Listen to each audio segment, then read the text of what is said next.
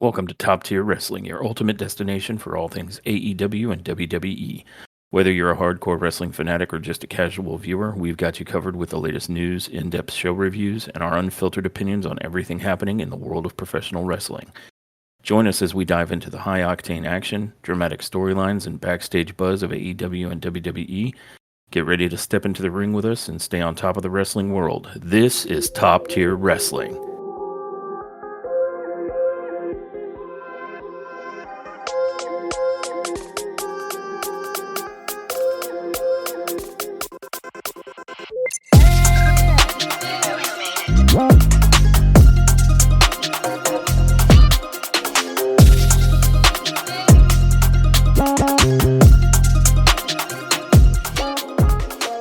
Welcome to Top Tier Wrestling. I'm your host, Josh, the Master of the Mat, and joining me as always is my incredible co-hostess, the Baroness of Beatdowns, Dawn. Tonight we're covering WWE's Saturday night's main event from December 14th. Let's get into it. Beatdown Baroness. The Baroness of the Beatdown. Saturday night's main event is definitely a throwback, appealing to nostalgia. They gave us right out the gate a shot of Joe Tesseract and Jesse the Body Ventura returning to offer some color commentary. I don't think Jesse got the memo that certain jokes don't go over as well as they once did, because right out the gate, he says he's looking forward to the WWE Championship match, but he questions whether Cody is actually Dusty Rhodes' son or not, and exclusively on the basis that Dusty Rhodes was round and Cody is fit. Lord of mercy. And that's how we begin Saturday night's main event. Yeah, Tesseract should just looked at the camera and be like, "Good night, everybody." Tesseract looked visibly uncomfortable. Sorry, Tesseract looked uncomfortable about this joke. Who is Tesseract? Yeah, Skeletor, I think. Joe Skeletor. Is that Joe Tesseract's cousin? I don't even know anymore.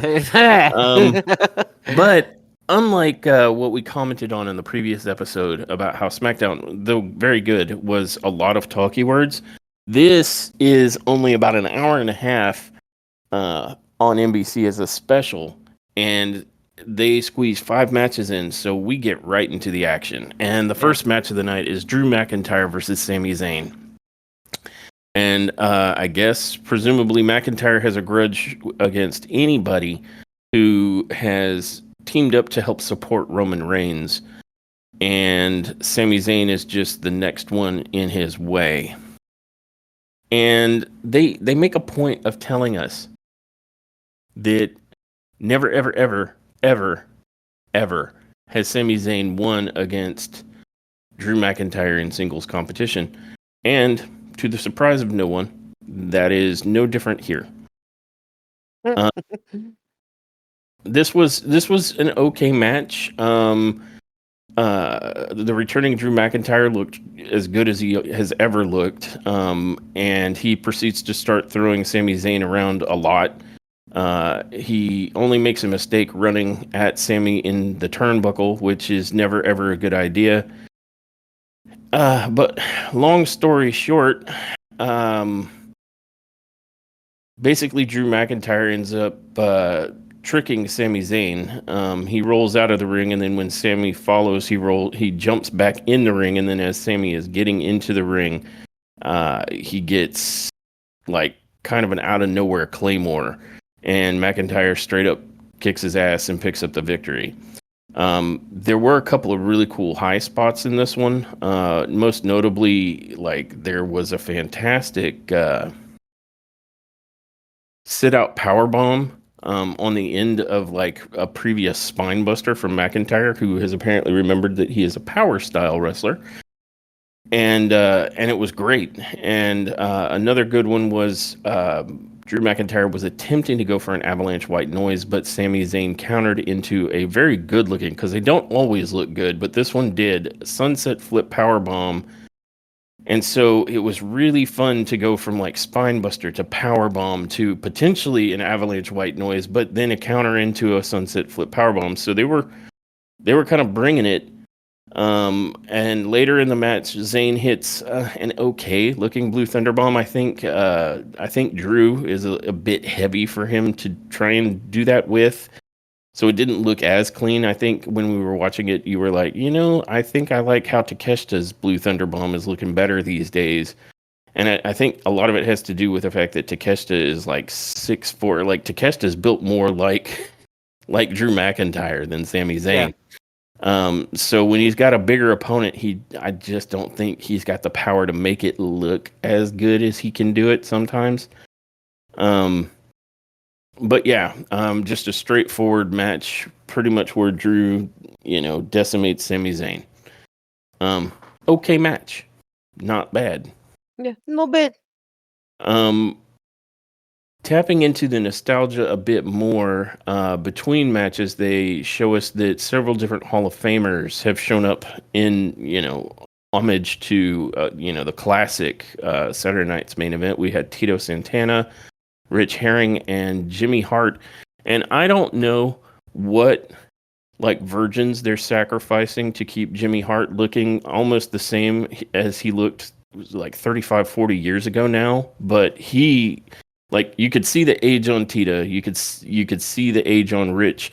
But Jimmy Mouth of the South Hart looked damn near the same as he ever did back in the day. Yeah. So yeah. I don't know if is he laminated? I mean, what did you do?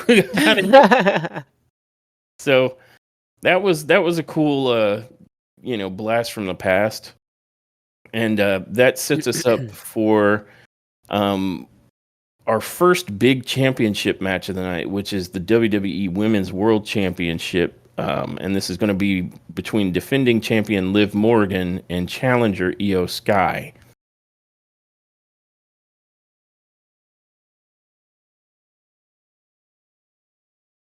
And go ahead, by all means. I may. This match. Well, okay. Io, we all know Io. She can go in the ring. Although I'm not too sure. I'm not too sure how safe Io is.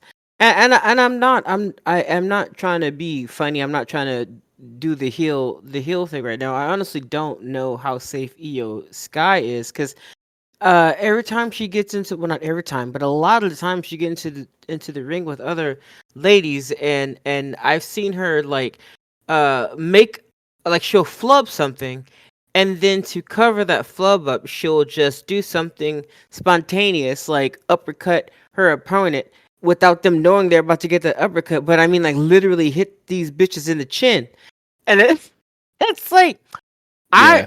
I'm not too sure how safe you are with other women. This match was no exception, because something happened. She did a move to Liv Morgan that looked like she might have broken her nose. And I'm not. I don't know if her nose is broken, but there was a lot of excess of blood coming from her face right after the match. Yeah, and then Liv took a shot to the nose for sure. Yeah, and I think she does. I don't know what that move is called, but she essentially slams Liv Morgan's face into the mat, like brings her body down to the mat and slams her face, into it. And I think that might have been the move that injured Liv Morgan. But that's what I mean. That's what I mean when I say that. And this was shortly after a flub that Io had done. So I've seen Io as of late fuck up in the ring, I think 3 or 4 times, and I've seen her injure her opponent about 2 or 3 times. So like either she injured her, or she just hit her like straight up hit kneed or kicked to the face, like straight up, not like a I'm gonna give you a little. No, I mean like a for real like uppercut, like fuck you, bitch, like uppercut to the chin. Um, Yeah. I don't disagree with you. I want to be very up on Io Sky, but there's been a few times in ring in recent memory where like moves that she's attempting to do get flubbed. And in this particular match, there was a move where she tried to jump from the apron onto the top rope, and then I assume was going to jump at Liv, but lost her balance. And Liv, I think, was probably going to hit her with a code breaker, but instead of hitting her like mid-air, like as an anti-air code breaker, instead Liv just hops up and hits, Io with the code breaker because Io fell off the ropes. yeah, Um, so that's definitely a spot that Io needs some improvement in because it's happening consistently enough. I don't know if she needs to scale back what she's attempting to do or maybe slow down. I don't know. yeah, I don't have the inside scoop like that, but I do know what I see as a fan. And despite the great things EO is doing, you're right. Like she's doing some stuff that looks a little risky, and clearly there's some danger involved because Liv ended up with a bloody nose by the end of this match. Um, I would like to say, just of all the matches on the card tonight, it seems like the wrestlers, I don't know if there was instruction to go hard, but everybody was, doing a lot of their moves extra hard. I mean, that yeah. even back when Drew was hitting power bombs and whatnot on Sammy, they were really bringing it. Like the deliveries looked like they had extra impact. And this match was no different. It was a pretty good back and forth match, minus like the flub, as Yeah. we pointed out. And Liv actually looked very solid in the ring I tonight. got nothing bad to say about Liv. Liv has been bringing it as of late in the ring. Like she Yeah, still does her thing, and that's fine. That I'm just gonna say that's Liv. She's a grown ass woman. She's 30 years old. She can put her ass in the air as much as she wants. It's her body. She can do what she wants, as long as she brings it in the ring. Was my concern. yeah, Uh, I don't care how you flaunt yourself any way you want. Your body, you do what you want, sweetheart. But when you get in that ring, you better fuck it. I just need you to destroy. That's it. Get in the ring and do your job. Do the very best you can, and that's it. Outside of the ring, crawl around on your hands and knees. I don't give a shit. Knock yourself out. It's cool, awesome. You know, cool. yeah. But Just I bring it agree though. with you. That's I what I'm agree with looking you. at. That's Right, what I'm like looking at. because fit and athletic people are generally going to have some sex appeal. Like it can't Yeah, be helped. You've got of all the guys out course. there in the tiniest little pants ever. I mean, and the same with the women. But if you are trying to convey that like women's wrestling is fighting the good fight to be taken seriously Yes. and to see women as they're not just the eye candy, they can actually go, Yeah. then I agree with what you're saying. Like I absolutely am here to watch them wrestle. Yeah. That's what we bought a ticket for. I mean, if you Yep. happen to also be attractive or beautiful, male or female, that's cool, but this isn't a runway modeling show or any Yeah. other kind of like, rhymes with OnlyFans kind of a thing, Yeah. Yeah. This is You're not getting in wrestling. the You're ring to here to be wrestle. critiqued on your beauty. That's not why you're getting in that ring. Yes. You're getting in that ring to do some ugly shit. That's what you're getting in the ring to do. That's what people want to see, man. Yep. I And like, and if you're hot and you're doing it, great. Look at Rhea Ripley. yeah, she's a smoke show, Bonus. and she also is absolutely dominant and destructive in the ring. Yeah. So I mean, you can do both, but if you have to pick one, then wrestle because that's what Yeah. you're in there to I do, would and you're in there prefer. typically with at least one other dance partner that's relying on you to keep them safe while you're doing it. So Yeah. that's where the focus needs to be. Yeah. That said, this isn't me saying that that's what Morgan was doing. I'm actually giving her credit here that she was doing more like she is selling herself as an in-ring competitor, not just a pretty blonde. Also, Um, she has this really psychotic scream that she does when she's had it, and that shit cracks me up. yeah, I that's love funny. it. I love it because she looks absolutely psycho when she does it. Like she, like everything about her is very upset, angry, screaming, like I don't know, like Yeah. just like a little beast. And I think I'm like, yeah, exactly. That's exactly what I want to see. I want to see you get in that ring.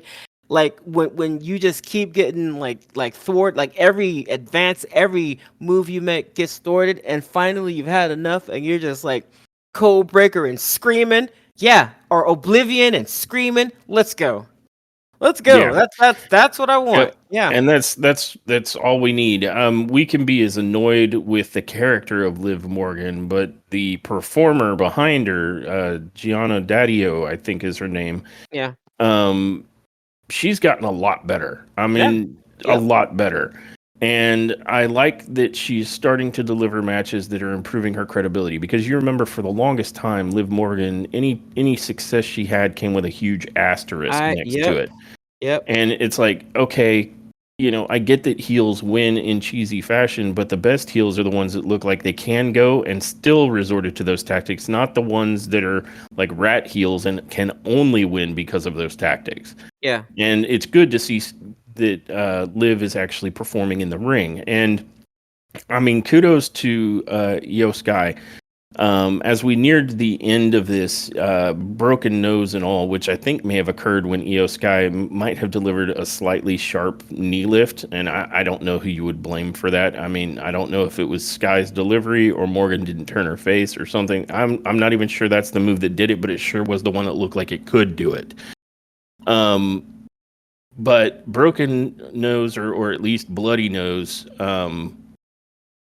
Morgan is able to connect with Oblivion, and it was an interesting looking Oblivion to say the least, because Io Sky chose to sell it like by diving headfirst into the mat, yeah. She and she it loves looked doing kind of she brutal. loves doing the headstand thing whenever she's getting a move like that, like a DDT. That puts her on her head. Like she if she could get the headstand off, she will do so. And I mean, I'll give her that. I'll give her credit. Look, she sells the moves very well. I am just hoping that she isn't reckless. Like I can't put that title on her right now. But I mean, I'm seeing some shit that's making me raise the rock eyebrow. Like, hmm? Yeah. So that's just a minor kind of, well, no, I wouldn't even say it's a minor criticism. It's just she's so good in every other way that it kills me that like these flubs and particularly any kind of stigma of being dangerous to work with in the ring could really damage her. So Yep. and her opponent for that matter. So this is something that hopefully can get corrected because Sky otherwise is killing it out there. I mean, her I have a trash can on my head moonsault off of the top of the cage at Survivor Series. I mean, this is crazy shit. She's great. Yeah, she is. Um, And I mean, I don't look like let's not toss her aside if she's flubbing some moves or whatever, or hurting an opponent. Like, yeah, you didn't do it with Shinsuke Nakamura. You didn't do it with what's his name? Uh oh my God, Carmelo. You didn't do it with Carmelo Hayes. You didn't do it with Nia Jax. You brought her back and then made her a champion.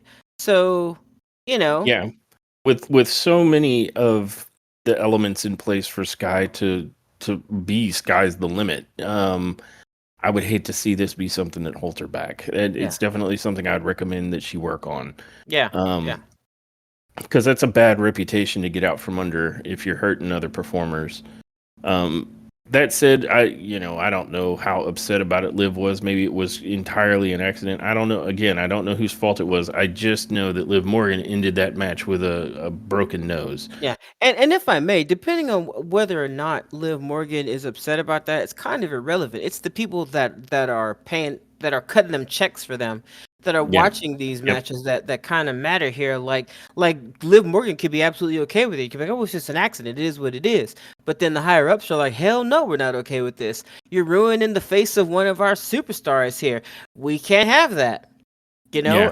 And so Yep. I'm just I feel reasonably concerned that she might get some sort of what's the word, like some sort of some Dressing down. yeah, or some type of demotion. I mean, look at again, look at Carmelo and Austin Theory. Look look at like the position that both of them are in right now. Um Yeah.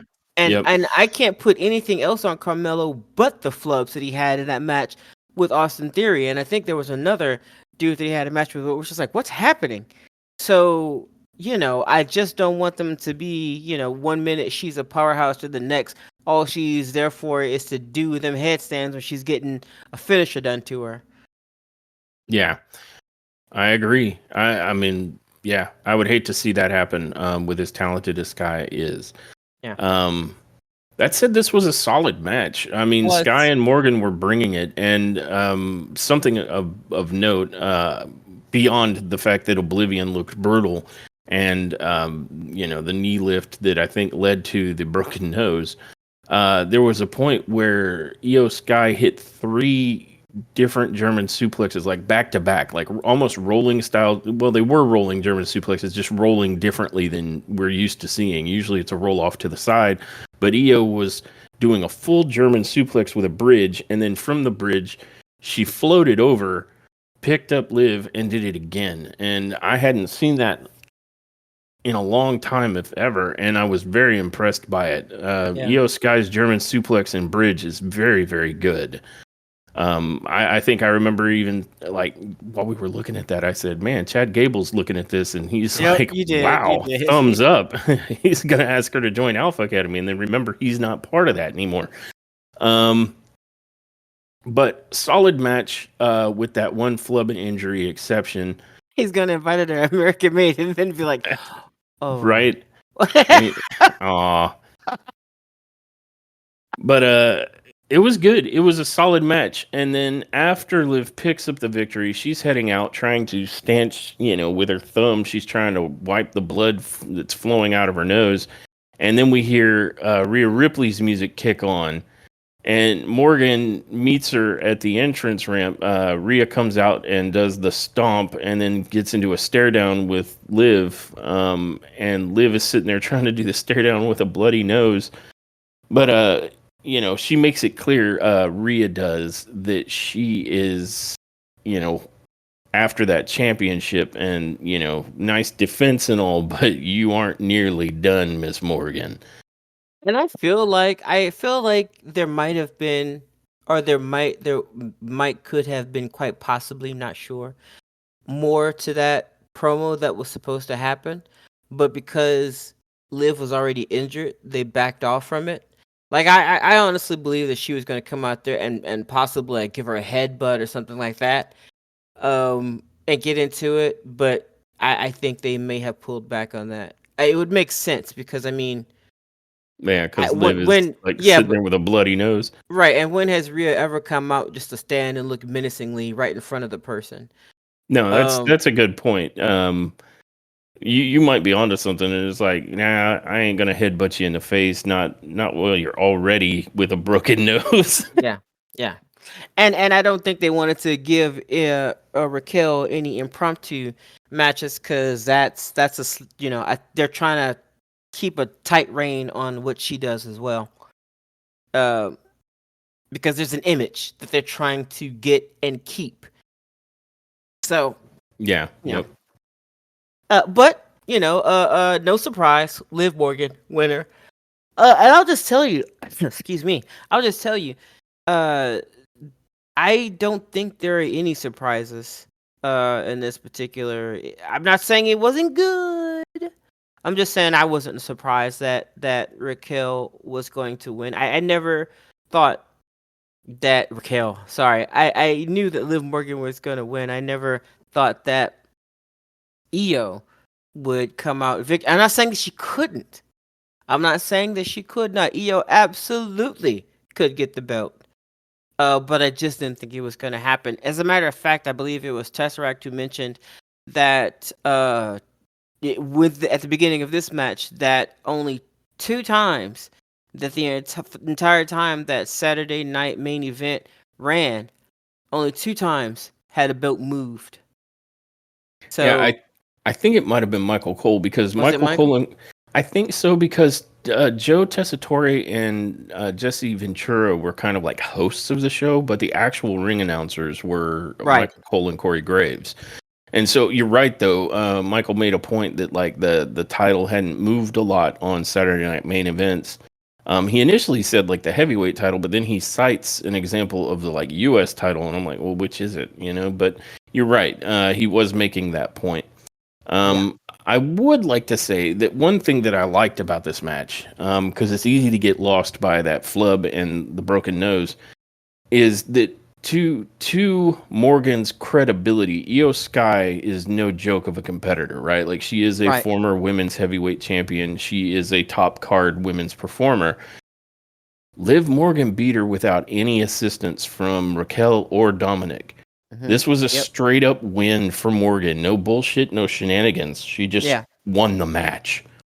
And so that is good for Liv Morgan and showing that she can go in the ring. So thumbs up. I do appreciate that. Yep. I like that the WWE has realized that there's credibility as far as like can she go without some kind of shenanigan going on, and this was her just straight beating another top level competitor, Yeah. and that kind of stuff reinforces that Liv Morgan is as good as she deserves to be in this spot to be. So that's excellent. I think that was well done. Again, minus the nosebleed and a flub, it was a pretty solid match. Yep. Agreed. Speaking of solid matches, probably the most like raw overall size on this special is the next match, which is the triple threat match for the WWE World Heavyweight Championship, with the defending champion Gunter versus Damian Priest versus Finn Balor. And it was hilarious because just prior to this match, they showed an infographic that was kind of like the heights and weights and whatnots of everybody, and Hmm. plus some of their accolades. And on an accolade level, I think Finn Balor had like one up on Damian Priest and Gunter, because I think you were noting that there were only 4 accolades listed for Gunter and Damian Priest, but there were 5 for Finn. But what really stood out is like that makes you say which one of these is not like the others is when they were listing the heights and weights, and you've got like 6'4" Gunter and 250 pounds, and Damian Priest 6'5" and 49 pounds, and then Finn Balor at like I think 5'11" 5'11", and 190. 190 or something, and it's like, dude, this is a Oh mismatch. shit. Um, And kind of the match played out that way to a certain extent. Like there were parts where Gunter and Damian pretty much took turns beating Finn's ass until he was out of the ring, so that they could go back to having their match. Yeah. Um, and this was a solidly good match. There was potentially a flub, but it was corrected by Gunter, and it's worth mentioning. But it happens nearer to the end of the match, so I'll wait for it. But this was very good. Watching Priest and Gunter and Finn Balor all go at it was very, very nice. Like I said, there was a portion of it where Gunter and Priest kind of beat Finn Balor up and got him out of the ring. But not terribly long after that, there was a portion where Balor intercedes and comes in and like sling blades everybody to get them all on the mat. So even though Finn is the smallest guy in the fight, he was trying to bring it. Yeah. Um, and They it, pulled it an was AEW on us. this was just a fun match. I Yeah. mean, there was a point where Priest kept trying to go for the Razor's Edge. First, I think he tried on Finn, and then Gunter got in the way. And then I want to say Gunter attempts the power bomb, but Priest ends up like countering back onto his feet, and then he sets up to go for the Razor's Edge, but then like Finn Balor sling blades him out of it. Um, and so it was a lot of high octane action. Again, on this pay per view, I think they must have been instructed to kind of go hard. We do end up seeing Priest does, I think, get the Razor's Edge off on. Did he? I'm trying to think. I know he tried for it a bunch of times. I think he was able to get it off on Gunter. Um, it was, I believe, when They were up on the top rope, right? I know that Gunther was gonna do a superplex, right?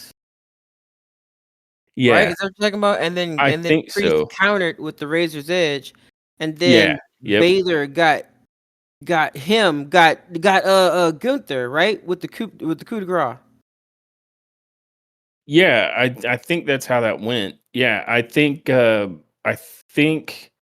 Finn was, yeah, like you said, I think he was going to get superplexed, and instead Priest grabbed uh Gunter and Razor's edged him, and Yeah. then Balor came down with the coup de grace. And I thought that was a cool looking section. Yeah, and then he was Um about to Razor's Edge Finn Balor, and that's when he countered with the sunset flip, and then Priest got him with the South of Heaven choke slam, and then yep. Gunther got upset. Gunther came to and was very, very angry, and he yeeted. I think he yeeted Priest. after he beat him, like did the hammers on the back of Priest's neck. Then he didn't he power bomb him? I think he power bombed. He did, and this is that flub that I was talking about. Yes, Is he yes, sets up Damian Priest? The ring steps are right there, and he sets up Damian Priest to power bomb him onto the steps. But the problem is that when he was setting up the power bomb, the back of Damian's feet were too close to the steps. So when he went for the lift, Damian's feet caught on the steps, which killed the momentum of the lift. And so you've got Gunter standing there with Damian Priest just upside down. He's not quite in the powerbomb position. Now, Gunter, through raw brute strength, was able seriously. to recover the lift and get him all the way up for the powerbomb. And then he gave a very nasty looking powerbomb onto the Yeah, ring steps to Damian Priest. And that kind of, like, Priest's involvement in the remainder of this match is over. yeah. You're Um, looking for Priest. All you had to do was listen for the flat line. yeah. And then I want to say he immediately runs back into the ring and just bullets to Finn Balor with a shotgun drop kick. And I mean prejudicially. Like Finn was like, "I believe I can fly," and just smacked into the turnbuckle. And then Gunter grabs him and hits him with like a very fast and brutal looking power bomb to pick up the victory. And so Gunter, who I guess was having a crisis of confidence, should feel very confident because he just beat two major players, probably the number one, dangerous competitor, Damian Priest, but also Finn Balor in a 2-on-1 essentially for his belt, and he got the win like pretty much flawlessly. Um, Another high spot that's worth mentioning that was done in this match was there was a point where Damian Priest got, I want to say it was Gunter in a arm lock or an arm ringer, and then walks up to the top rope and does essentially old school, but instead of ending with like a chop, he did it as a crossbody, Yeah. and the crowd super popped for Yes. Damian Priest doing Doing old the old school, school. like Yeah. as they should. It was fantastic. So this was a very, very good match, and a nice like recovery of that spot that Gunter did. I'm not even sure I would say it's too much of a botch because he recovered it and actually made it look worse because he showed off his raw strength in being able to just power up Damian Yeah. Priest, who is no small guy, No.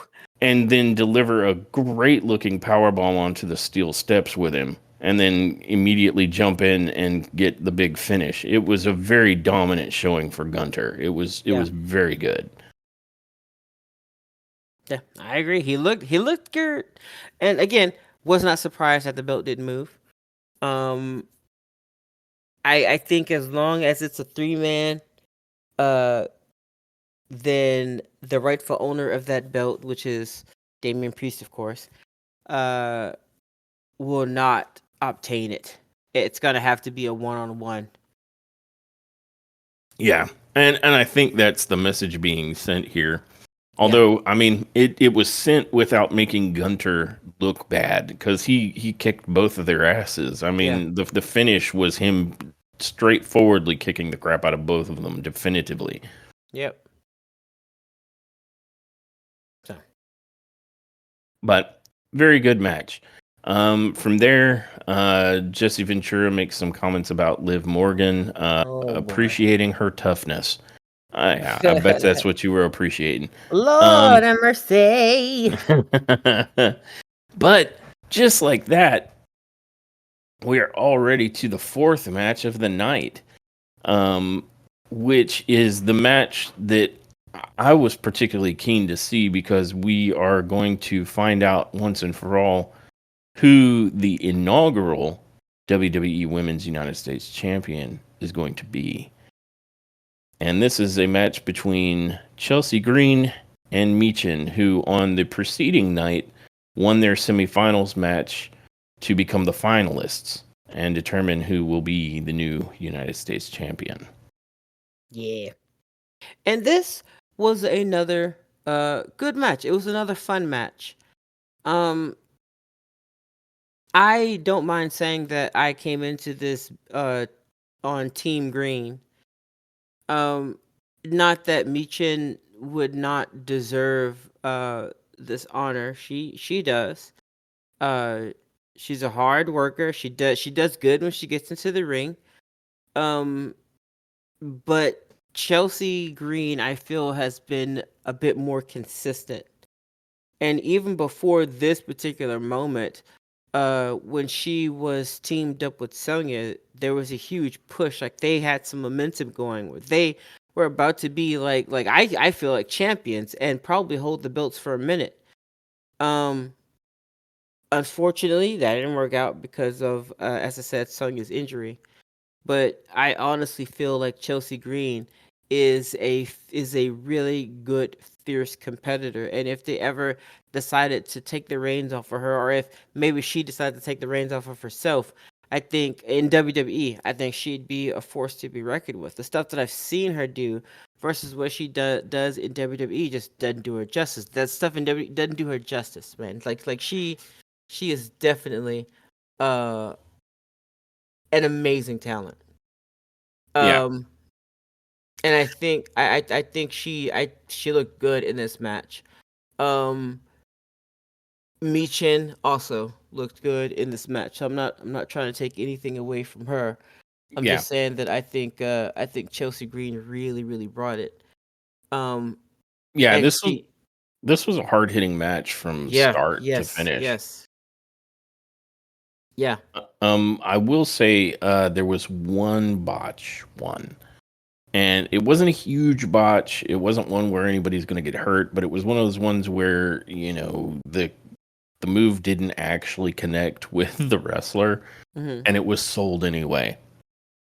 Um, and I'll get to that. It happens later in the match, but like right out the gate, this is a hard hitting match. Like they're coming at each other fists and feet, hmm and I want to say some of the more notable like big moves that happen here. Um, there was a point early on after trading some blows and some slaps that Green throws Michin out of the ring, and I want to say that's when Michin again hit the modified tarantula through the middle rope. hmm But then after that gets broken up, Michin lands back on the floor, and Piper Niven hits her with an absolutely massive, and call it the Big Boss Man Slam or call it the Black Hole Slam, depending on who you want to give credit to, Abyss or the Big Boss Man. but Piper drilled Meechin just right onto the floor with one at ringside. And I was like, whoa, Meechin is done. Yeah. And that pretty much is how Green ends up in control in the first part of the match.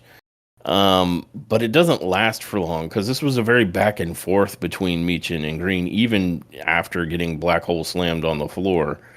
Um, I want to say there was a point where Green attempted to hit radio silence that she's borrowing from Matt Cardona.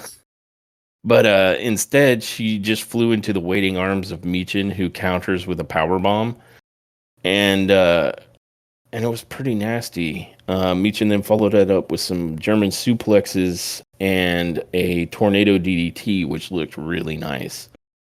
I want to say there were a couple of spots where Meechin attempted to do the eat defeat, but Green blocked it, and Meechin equally, blocks the Unprettier. And as we head into the latter part of the match, Green hits radio silence, the big flying leg lariat, but only gets a 2. And then I want to say Meechin rolls out of the ring and Green goes for a suicide dive. And like completely, like Meechin did the Samoa Joe walk off. Like she was like, nope. And so basically, Green ends up flying directly into her partner, Piper, which is good because if she hadn't been there, and the announcers pointed this out, she would have just flown head first into the announce desk. Yeah, seriously. Which would have been awful. So that was pretty impressive. And then I want to say to the two of them, Meechin hits us like a senton off the apron, and she throws Green back into the ring, and then turns around and clocks Piper Niven with Eat Defeat on the outside. So Piper is effectively done. And as she gets back in the ring, she gets hit with a huge penalty kick from Chelsea. And then she tries to hit the Unprettier, but Meechin ends up rolling out of it into a roll-up pin for a 2 count. And then she turns around and connects, air quotes, connects with Eat Defeat. Because this was the flub I was talking about. Because from the camera angle we had, we could see that, like, there was a good, I don't know, anywhere between 6 or more inches of space between Chelsea Green's head and Meechin's foot. And Chelsea still jumped and flew away like she had been hit with it. And I was like, oh, man. And so Meechin goes over there and attempts to pin her, but like she flew all the way towards the opposite ropes. So what Chelsea ends up doing, even though she's been hit with the finisher, is she just puts her little foot on the rope, and so that costs the count. And then I want to say Meechin puts Chelsea Green up on an opposite turnbuckle. Like she picks her up and throws her into the turnbuckles and then tries to get her up for an avalanche position. And she hits Green with a big forearm and repeatedly slaps Chelsea in the face. And it was funny because I'm watching Chelsea on, sitting on the top rope selling this thing by being a weeble wobble. Kind of like what you talked about in the last podcast, how she goes weeble wobble. And at this point, Niven has recovered enough that she tries to interfere, but Meechin then turns around and drop kicks her. And Niven took a decently nasty looking spill when she came down. But then she turns her attention back to Chelsea Green, who's still sitting on the top rope, and Green slaps her like something fierce and spins her 180 degrees around. And so from here, she grabs hold of Meechin's both of her arms and basically somersaults off of the top into the proper position for the Unprettier, and then proceeds to drill Meechin with the Unprettier into the mat in like fantastic fashion. Like I was so impressed by this finish, like the way She ended up doing the somersault and landing, nicely on her feet while being in the perfect position for the unprettier, only to then jump and drill Michin into, the mat. Yeah. It was decisive, and that gets her the 1, 2, 3.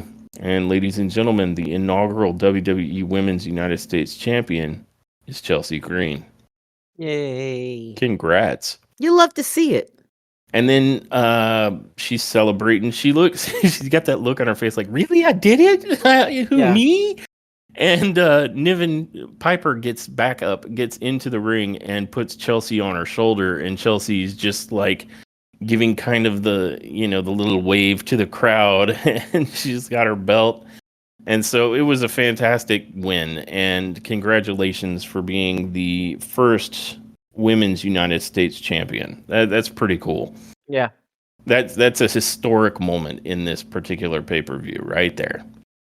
And it was a good match. Again, save for the eat defeat that like didn't quite connect. I'll give it a pass because the rest of the match was fantastic, and the finish was chef's kiss good. Like it was so good. So Yeah. big fan of that match. That's potentially, I don't know. I would say it's a contender for the match of the night for sure. Because there were a lot of good matches. Like Liv's and Io's was good. But it was a solid match, and it was an excellent, probably one of the more outstanding performances we've seen from Chelsea Green in the WWE. Yeah. I agree. And that brings us to the fifth and final match of the night. Bum, bum, bum. The undisputed WWE Championship grudge match between two former friends, one who feels betrayed and the other who feels also betrayed. And that's going to be Cody Rhodes versus Kevin Owens. And for this match, Jesse Ventura joined for commentary. I don't remember him bringing a lot to it for having joined commentary, but he did join for commentary. He did. And yeah, he did alright. But this match, this is a bit more of the same, and also it also has a lot to do with the stuff that I kind of ranted on for Friday Night SmackDown when it comes to Cody Rhodes. He just keeps threading this line between face and heel that inevitably can make him look really good, like a I don't know, like a you love to hate him type thing. But like he could, if you're gonna go heel, and be a champion, you could probably take a little lesson from Nature Boy Ric Flair. He did a great job. People loved him as champion. And I don't think he ever technically did any face stuff. But Cody, I don't think, has the chops like that. So I'm just trying to figure out what story they're trying to tell. Because as I had mentioned, what he did to Kevin Owens is accurate.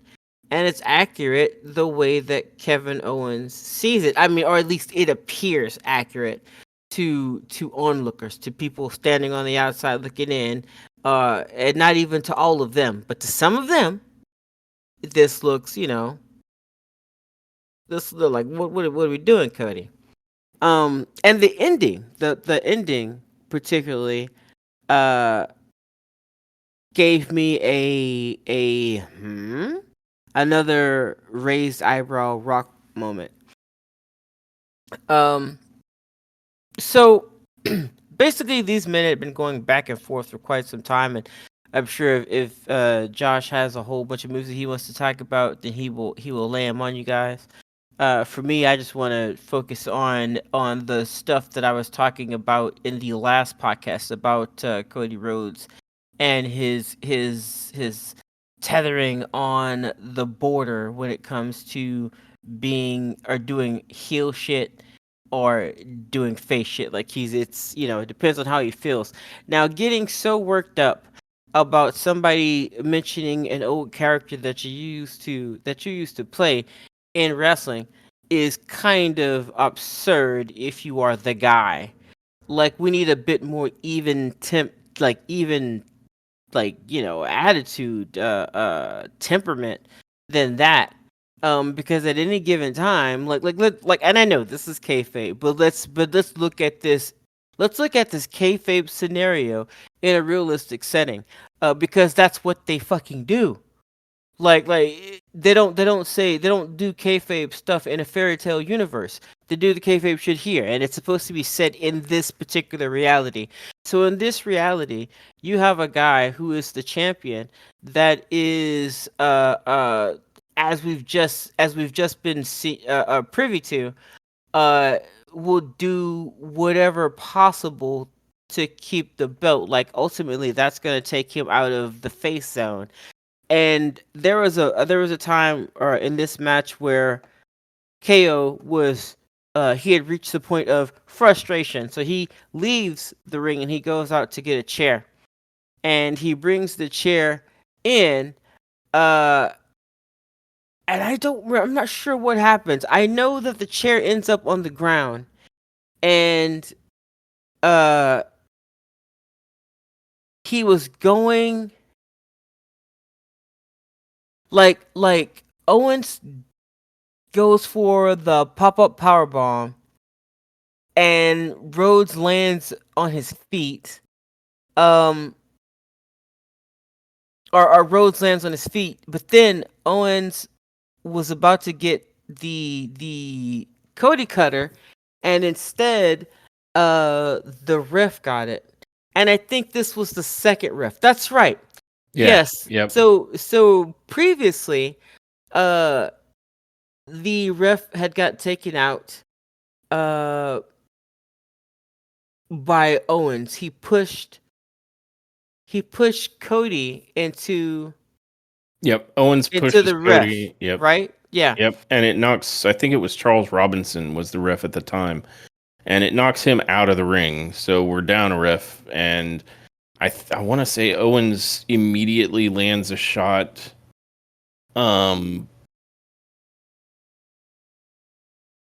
After he knocked the ref out, and like they always do, like there's no ref. You both saw that there was no ref, You both know, no ref. and yet, I want to say after the shove, Cody was distracted by the ref going out, and that's when Owens nails him with the stunner. Yeah. And the crowd's sitting there with the count going because Owens, even though he just watched Charles Robinson, like it wasn't obscured from view for him. He watched him go out of the ring. He goes for the pin, and the crowd counts the pin in lieu of the ref and gets to like 5 or 6. And so you're telling this story that like in that moment, if there had been a ref, Owens would be our new undisputed champion. Yeah. So I expect more to come from these two. But there was no ref. Yeah. Until there was, because Eddie Orango runs out and slides into the ring and starts trying to make the count, but that's when Rhodes kicks out at the official 2 count. But it was like, for the crowd, it was like 7 or something. And so Owens then attempts the pop-up power bomb, like you said. Rhodes lands back on his feet, and Owens avoids the Cody cutter that was coming at him. But by ducking, the referee Eddie Orango gets like a full crossbody into the mat, and so now that's 2 refs that are basically dead. They're like back, Yeah. and from there, I want to say Kevin Owens drove Cody Rhodes shoulder first into the ring post, and then he goes out and he grabs a chair because he's like, "Hey, they ain't no ref, right?" Yep. And he comes back into the ring and gets kicked, I think, which makes him drop the chair.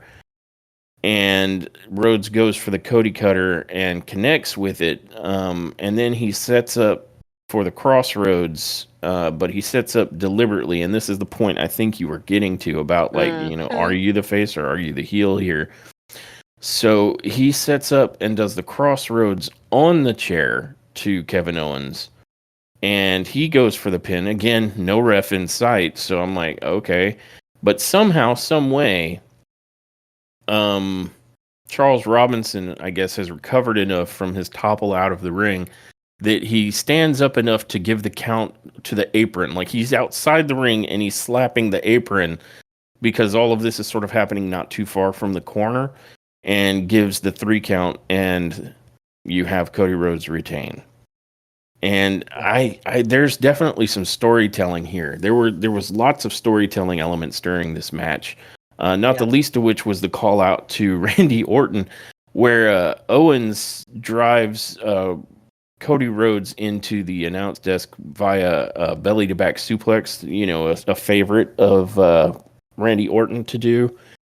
And then I want to say they end up clearing out the announce table, and Owens is looking to set up Cody Rhodes for some kind of on the announce table move, but Cody counters it by hitting an RKO to Kevin Owens on the table. And exactly like Randy Orton, the table does not move. Yes.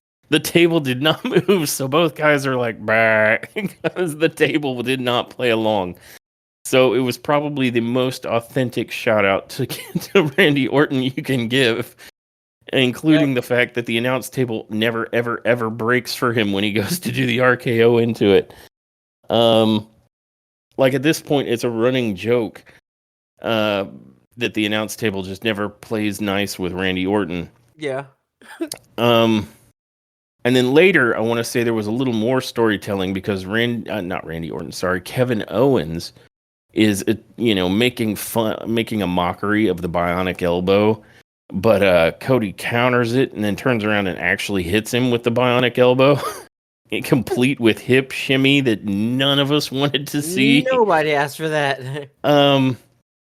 So there were some really cool spots that were doing some storytelling.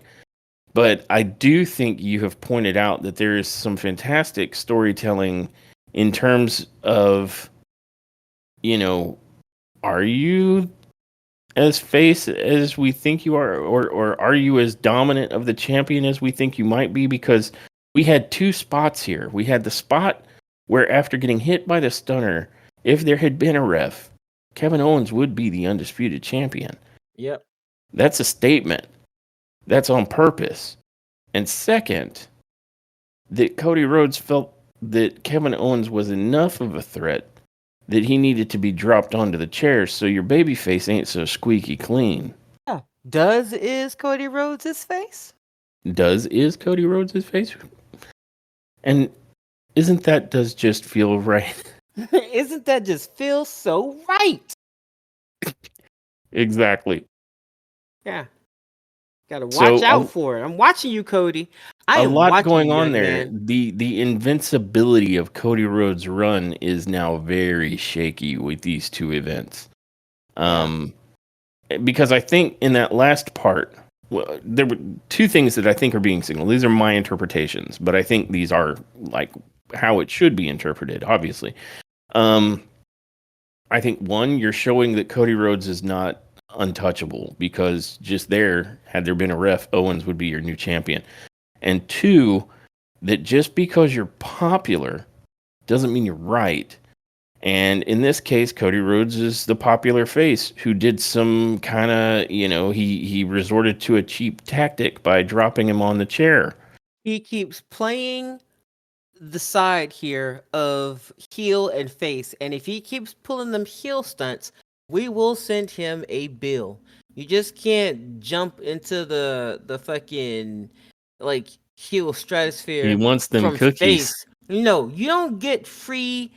That's infamy. No, you don't get free heel cookies whilst being a face. Unless he wants Josh, the whole because recipe. I sometimes share my heel cookies. You guys shut up. You don't know. You do. You're very nice. You're generous with the cookies. Hey, call me nice, man. Come on.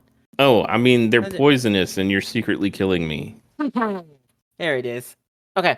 So on a scale of 1 to 10 neck nubs, overall, I feel like Saturday night's main event was a success. Um, and I think I Yeah. would probably give it. I think I'd probably give it an 8, about 8 neck nubs. Um, and I say that it was fun. It was fun. Uh, and I'm giving it an 8 because of the the matches. Overall, the matches were good. Uh, and it got right down to it. You know, it wasn't a Yeah. bunch of, let's talk for 20 minutes about this. Let's recap for another 5 to 10 minutes this. So I like WWE when they have a minimal amount of time, but they got a lot they want to get through. When I like that because they just get to it. Yeah, no, this was a wonderful format. I know Yeah. if you they must have had a lot. I think part of the reason SmackDown was so story driven in terms of lots of talking and promos is because they had to get down to business. And I will give the WWE a lot of credit for a pay per view that kind of shows up on them because it's like NBC will let them know and they don't have a Yeah. lot of time to come up with something. So you kind of knew that there isn't a whole lot in the major storylines that they're going to want to change because they're Yes. well on their way to whatever Yeah. they're trying to get done at WrestleMania at this point. And that's what I was about to say. Oh, go ahead. I'm not trying to steal your Which thunder. no, Just your you're fine. cookies. You're fine. Yeah, I know. But I mean that's what I was just about to say. If this were and I'm going to be perfectly honest, if this were a what's the word I'm looking for? If this were any other type of main event, if this were any other type of pay-per-view, this would be a 7.5 or a 7. But because this was so like it was a last minute put together, well done, the matches were great, I'd give it an 8. I think that's what gives this particular pay-per-view or this particular live event an 8. Nice. Nice. I can dig that. Yeah. I think I was actually a little more generous. I was sitting probably at a 9. Now, I know there isn't a ton of heat on some of these matches, but for what it was an hour and a half that they didn't have a ton of time to prepare for while we're zeroing in on WrestleMania. Not only did they give us 5 matches in an hour and a half, but they managed to find something unique for this pay-per-view to like be at least here's one kind of like I don't know if you would say surprise because I think we picked the ending, but they managed to get the inaugural United States Women's Champion onto this pay-per-view. Or sorry, PLE, I should put. When it's basically a special that lands at their feet. So for what they were able to do in the time allotted and the fact that this was just match after match after match, and all of the matches were more or less good, I was sitting at somewhere like a 9 neck nubs. Now, I deducted anywhere between a half point and a point. I'm not 100% sure yet for the fact that there were certain flubs. I mean, Liv Morgan catching a bloody nose, Io Sky, falling off of the top rope, and the eat defeat that did not actually connect. Yeah. That ends up bringing it down for me somewhere between either an 8 or an 8.5. But Okay. this definitely found its way into top tier. I Yeah. think I would give it more if it was more driven by some of the bigger storylines. But I mean, I guess it kind of was. I mean, if I'm being fair, like when I'm thinking bigger storylines, of course I think the Bloodline, and this wasn't really about what was going on with the Bloodline, not directly. I mean, Cody Rhodes and Kevin Owens is indirectly related to the Bloodline, but this was more about like Cody's actions. But we definitely had a banger of a match regarding the World Heavyweight Men's Championship with Gunter and Damian Priest and Finn Balor. We had a banger of a match between Liv Morgan and Io Sky. Flub and Broken Nose aside, it was still a hell of a match, and Liv Morgan beat her clean. So all things considered, I mean, the Bloodline was indirectly related. I mean, Drew McIntyre kicked the life out of Sami Zayn exclusively because of his involvement with the OTC. And again, Cody Rhodes and Kevin Owens indirectly related to the Bloodline. and how Cody interacted with the OTC. So there is a bit of a through line of that throughout. So yeah, I would say this is probably an 8 or an 8.5, especially considering that it's kind of an out of nowhere PLE that I think was it NBC that kind of lays on WWE, lets them know here's your spot to do it, and they did it. Yeah. And so I'll give them a lot of credit for being able to put this together. And again, all the matches, like everybody was going hard. Maybe that was it. I don't know why everybody was going like they had knocked it up a gear, and maybe that's why some flubs were happening.